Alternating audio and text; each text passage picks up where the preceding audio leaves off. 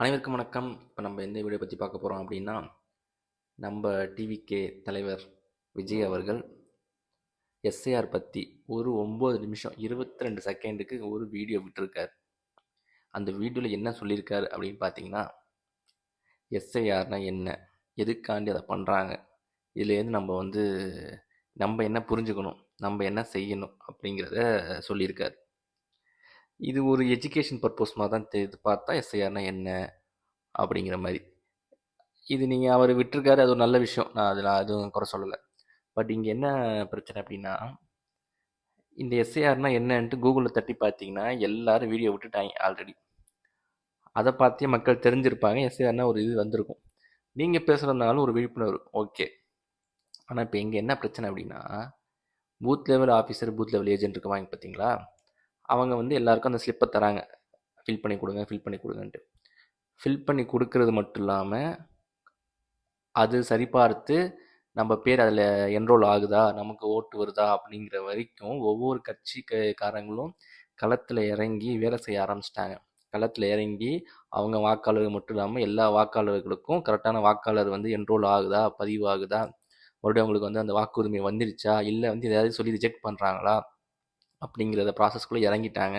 இப்போ எல்லா வீட்டுக்கும் திமுககாரன் அதிமுகலாம் போக ஆரம்பிச்சிட்டான். போயிட்டு வந்துருச்சா கொடுத்துட்டீங்களாம் செக் பண்ண ஆரம்பிச்சிட்டான். ஏன்னா அவங்களுக்கு அந்த ஓட்டு இது குறைஞ்சிடக்கூடாதுன்னு பண்ண ஆரம்பிச்சிட்டான். ஆனால் தாவேக்காலேருந்து யார் வராங்கன்னே தெரில. எங்கள் ஏரியாவுக்கெல்லாம் எப்போ வருவாங்கன்னு தெரில, வருவாங்களா மாட்டாங்களான்னு தெரில. அது மாதிரி ஒரு ப்ராசஸில் இறங்கிட்டாங்களான்னு தெரில. ஏன்னா அந்த கட்டமைப்பு திமுக அதிமுகவுக்கு மட்டும்தான் இருக்குது. வேறு காங்கிரஸ் பிஜேபி கூட அந்த அளவுக்கு கிடையாது கட்டமைப்பு. தாவேக்காவுக்கு சுத்தமாக கிடையாது கட்டமைப்பு. இப்போ எந்த தொகுதியில் என்ன இருக்குது, என்ன பூத்து, என்ன இதுன்னே ஒருத்தவனுக்கும் தெரியாது. இதில் இறங்கி அவங்க எங்கே போய் பார்க்க போகிறாங்கன்னு தெரில.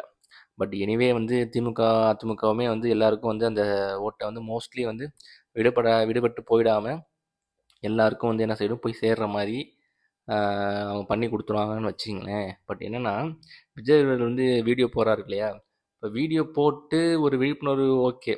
பட் உங்களோட நிர்வாகிகளை களத்தில் இறங்கி நீங்கள் போக சொன்னீங்களா? போய் ஒவ்வொரு மாவட்டத்துலேயும் ஒவ்வொரு பூத் லெவலில் இறங்கி அதுக்கு அவங்க ஒரு பூத் லெவல் ஏஜென்ட் மாதிரி அவங்க போட்டு அவங்க மக்கள் எல்லாருக்கும் ஓட்டு, யாராருக்குன்னா வாக்காளர் இருக்காங்களோ, புதிய வாக்காளர்களும் சரி, ஏற்கனவே ஓட்டு போட்டிருந்தவங்களுக்கும் எந்த ஒரு பாதிப்பும் இல்லாமல் இது அவங்களோட மறுபடியும் அந்த இது இருக்கு இல்லையா, ஓட்டு உரிமை மறுபடியும் கையில் கிடைக்குதா அப்படிங்கிறத சரி பார்க்குறதுக்கு நீங்கள் ஆள் போட்டிங்களா, பண்ண சொல்லிட்டீங்களா அப்படிங்கிறது தான் இங்கே கேள்விக்குறி. இது நீங்கள் அதெல்லாம் ஓகே, அதெல்லாம் கூட விட்டுடலாம். இதில் இப்போ எஸ்ஆர் கொண்டு வந்தது எலெக்ஷன் கமிஷன், இது பிஜேபி தான் மிகப்பெரிய ரோல் அப்படின்னா, இதில் திமுகவுக்கும் இதுக்கு என்ன சம்மந்தம்? எதை எடுத்தாலும் திமுக, எதை எடுத்தாலும் திமுகனா என்ன பண்ணுறது? இதில் எஸ்ஐஆரில் நீங்கள் யார் எதிர்க்கணும்? பிஜேபி எதிர்க்கணும், கரெக்டாக? ஆனால் எலெக்ஷன் கமிஷனு பிஜேபியும் பெருசாக நீங்கள் எதிர்க்கவும் இல்லை, கண்டிக்கவும் இல்லை, எதுவும் பண்ணல. ஆனால் மாற்றம் என்ன பண்ணுறீங்க அப்படின்னா, இவங்க அந்த ஸ்லிப் எடுத்துகிட்டு போகிறாங்களாமா. ஸ்லிப் எடுத்துகிட்டு கொடுக்க வராங்க இல்லையா, அந்த ஸ்லிப்பை இவங்க தோழர்களுக்கு, அதாவது தாவேக்கா தொண்டர்கள் இருக்காங்களா, அவங்களுக்கு கொடுக்க மாட்டேங்கிறாங்களாமா. அவங்களுக்கு கொடுக்க மாட்டேங்கிறாங்க, நிறைய இடத்துல புகார் வருதாமா.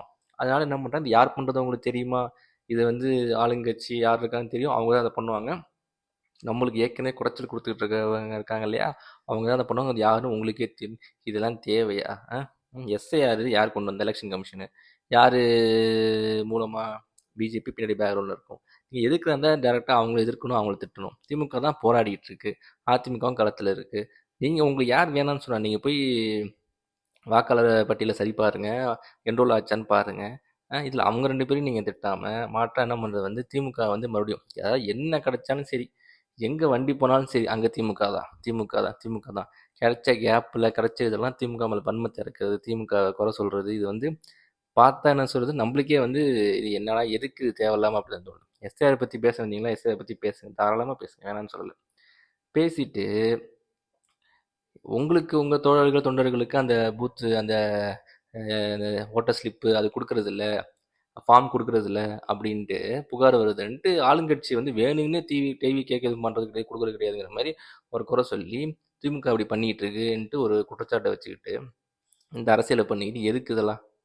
அது இல்லாமல் உங்களுக்கு பல சைட்லேருந்து நிறைய ப்ராப்ளம்ஸ் வந்துக்கிட்டே இருக்கான். அதனால் நம்ம ரொம்ப கேர்ஃபுல்லாக இருக்கணும். அப்படிலாம் அட்வைஸ் பண்ணியிருக்காரு. கான்ஃபிடண்ட்டாக இந்த எலெக்ஷன் நம்ம தான் ஜெயிப்போங்கிற மாதிரிலாம் பூஸ்ட் கொடுத்துருக்காரு. இதெல்லாம் நம்ம எதுக்காண்டி வந்தோம், என்ன வேலையை பார்க்குறோம், எஸ்ஐஆரை பற்றி பேசணுமா, நம்ம என்ன பண்ணணும், நம்ம தொண்டர்களுக்கு என்ன வழிவகுக்கணும், என்ன போய் செய்யறதுக்கு நம்ம வந்து தூண்டணும் அப்படின்ற மாதிரி இல்லாமல் எஸ்ஐஆரை பற்றி சொல்கிறோமா, அப்புறம் லைட்டாக திமுக இழுத்து விடு, திமுக இழுத்து விட்டு நம்ம இப்படி பண்ணுறாங்க அப்படி பண்ணுறாங்க, திமுக 2 அடி அடிச்சுட்டு போயிட்டீங்கன்னா எஸ்ஐஆரை சொன்ன மாதிரி இருக்கும். இதில் திமுக மேலே குற்றச்சாட்டை உண்டாக்கி அதை ஒரு அரசியலாகவும் ஆக்கவும் தெரியும். வழக்கம் போல் இதுலேயும் ரெஜிஸ்டர் பண்ணிட்டாரு. 2 கட்சிக்கு தான் இடையில தான் போட்டி அப்படின்னு இதுலேயே ரெஜிஸ்டர் பண்ணிட்டாரு. பண்ணுங்க பண்ணுங்க, என்ன வேணால் ரெஜிஸ்டர் பண்ணுங்க. 2026 எலெக்ஷனில் தெரியும் என்ன நடக்க போகுது அப்படின்ட்டு. மீண்டும் ஒரு வீடியோவில் சந்திப்போம். நன்றி, வணக்கம்.